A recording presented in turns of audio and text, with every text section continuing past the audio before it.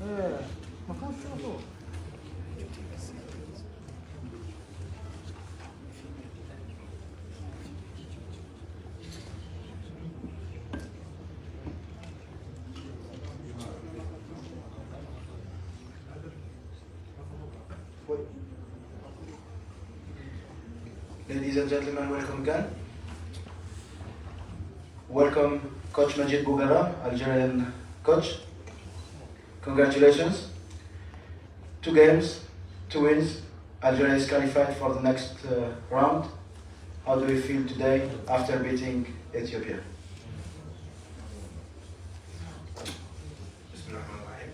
Écoutez, je vais bien sûr être content, surtout pour les joueurs.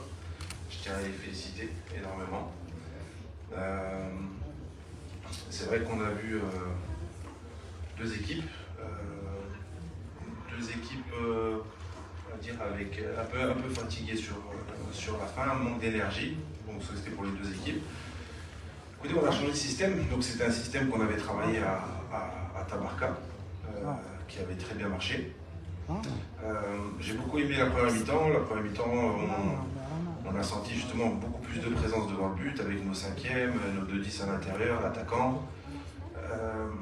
Là où on aurait été encore beaucoup meilleur, c'est justement si Mokhtar et Youssef auraient vraiment cette fraîcheur physique parce qu'il y avait vraiment des boulevards pour passer derrière les adversaires. Il y a eu des centres, il y a eu des opportunités, bon, un peu toujours encore cette dernière passe. Voilà, après deuxième mi-temps un peu plus difficile, mais les joueurs, ce que j'ai aimé, c'est qu'ils ont vraiment été disciplinés tactiquement, ils ont respecté les consignes, ils se sont appliqués. Deuxième mi-temps, c'était plus en contre-attaque. Voilà, il y avait des moments où on avait la maîtrise du ballon, il fallait la garder encore plus, prendre son temps, surtout quand on est à 3 derrière. C'est facile de tourner d'un côté à l'autre, parce que c'est dur de presser une défense à 3.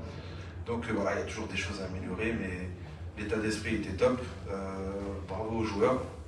Voilà, c'est pas fini, on est qualifié, certes, on n'est pas encore premier. Donc il faudra bien récupérer et être frais pour ce prochain match et Inch'Allah les quarts de finale. We will take 3 questions. Yes?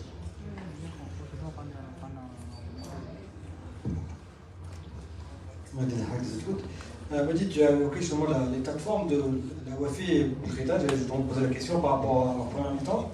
On avait beaucoup parlé avec Boutrita notamment. C'était vraiment un manque de forme ou parce qu'on a vu que justement le système c'était justement pour qu'ils montent, pour qu'ils offrent plus de solutions, peut-être plus de monde au milieu. Mais on n'a pas vraiment vu ça en première mi-temps.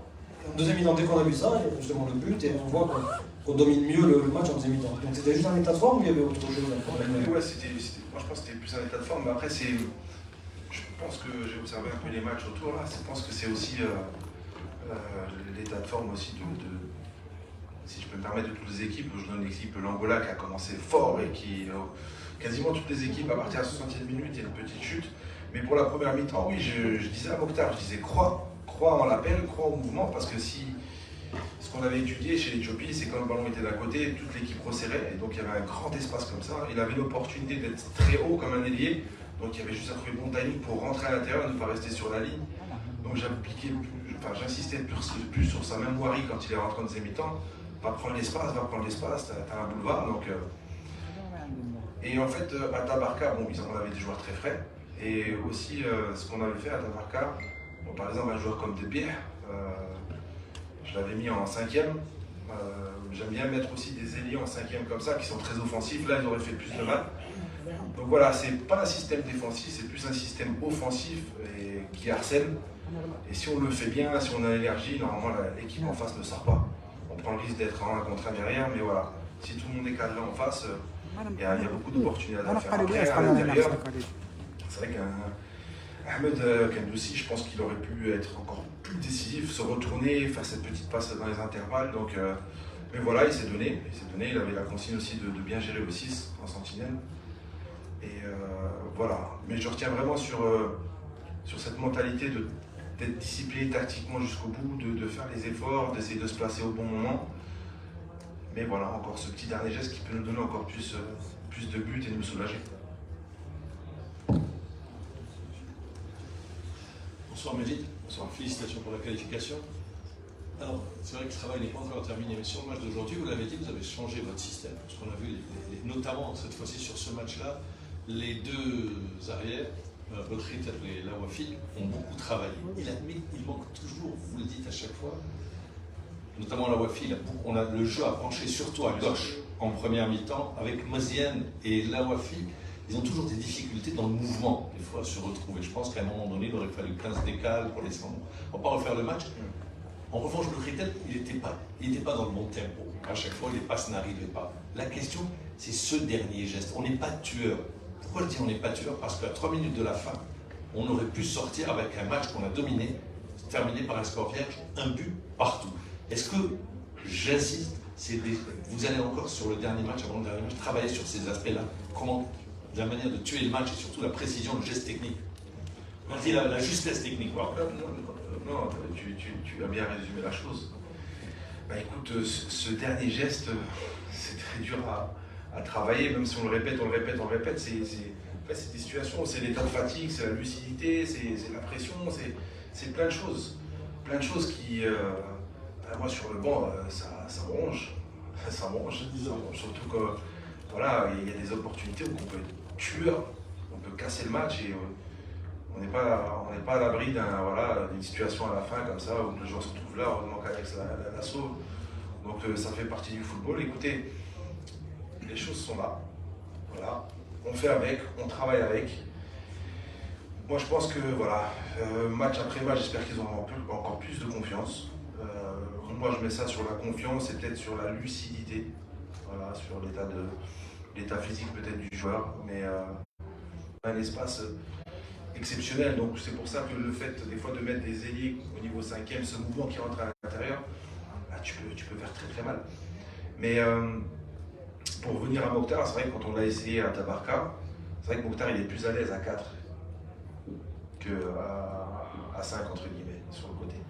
Mais ce qu'il m'a démontré sur le dernier match, là, le danger venait de son côté quand on le trouvait. Donc voilà, on reste positif. Je sais que vous êtes positif, mais voilà, on va insister, on va leur montrer des vidéos, on va travailler les gestes, on va leur mettre en confiance. Les supporters aujourd'hui ont été très positifs, on a senti que ça a poussé, donc déjà ça c'est bien. On félicite toute l'équipe, surtout nos deux milieux de terrain, Draoui et Oussem, qui ont fait un travail monstre de récupérateurs, qui ont couvert les espaces de gauche à droite. Donc c'était un bon test, une bonne expérience.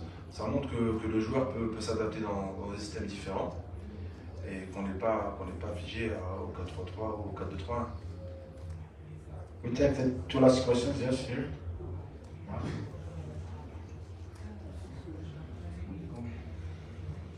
Et comme Mohamed Meloudi, Radio Nationale, coach, qu'est-ce qui vous a poussé à changer le système de jeu aujourd'hui? Est-ce que c'est par rapport à l'adversaire? Et est-ce qu'à un moment donné, vous ne pensez pas que vous avez pris un risque de maintenir le même système, surtout après la sortie de Ayoub Abdellaoui, de laisser les 3 joueurs en arrière? Merci. Mais, écoutez, on a une équipe qui peut jouer dans ces deux systèmes. On peut jouer en 3-4-3, on peut jouer en 3-5-2, on peut jouer en 4-3-3, 4-2-3, donc ça c'est bien pour un entraîneur. Et ce stage à Tabarka, il a été très enrichissant. Et même contre la Sierra Leone aussi, on a joué dans ce système-là. Donc on avait marqué 9 buts en 3 matchs. Et j'ai senti qu'il y avait plus de présence devant, plus d'opportunités. Et je pense là où on est fort, c'est plus dans les ballons, dans le jeu vertical, quand ça va vite vers l'avant. On a vu dans la possession, il y a encore beaucoup de déchets, d'impatience. Et après, c'était une réflexion. C'est sûr qu'à la mi-temps, on avait toujours cette réflexion de est-ce qu'on change ou on ne change pas. On analyse la situation et on voyait que nos 3 centraux étaient bien. Et quand on a analysé l'Éthiopie en fait, c'est une équipe qui a beaucoup de mouvements. Tu as les 8 qui rentrent à l'intérieur, les ailiers, il y en a qui décrochent, donc ça perturbe nos milieux de terrain. Et si vous vous rappelez, contre la Libye, on a reculé à cause de ça. Quand les milieux de terrain se cachaient derrière Zaki et Oussem, qui les faisaient reculer. Donc là, on a l'opportunité de faire passer les joueurs et surtout d'avoir un joueur en plus dans l'axe pour justement, quand il y en a un qui décroche, l'autre qui l'appelle, qu'on ne se fait pas surprendre. Et on a bien géré ça. Donc c'est pour ça qu'on a décidé sur de rester dans ce système-là. Et on a senti que peut-être dans une contre-attaque, quand on trouvait Mezien, on avait cette opportunité-là. Et on était confiants encore sur les côtés, surtout quand Wari est rentré. Quand j'ai vu ce boulevard, il fallait l'utiliser. Et voilà. Donc le football, c'est comme ça, il faut prendre des risques. Mais des risques, on juge que voilà, ça va nous apporter quelque chose en fait. Mohamed, for the last question. Salam alaikum coach, félicitations pour la qualification. Encore une fois coach, 40 000 supporters avec beaucoup d'énergie, ça rend la force sur nous. Mais aussi, il y a des anciens joueurs de l'équipe nationale, des légendes. Ça donne quoi quand une légende comme Rabah Mabjar, il est là dans des leaders de match, ça pour le groupe, pour vous-même?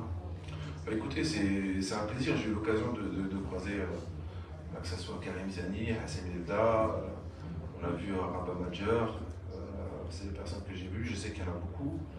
Et c'est important parce que c'est l'histoire de toute l'équipe nationale dans des générations différentes qui ont apporté du bonheur.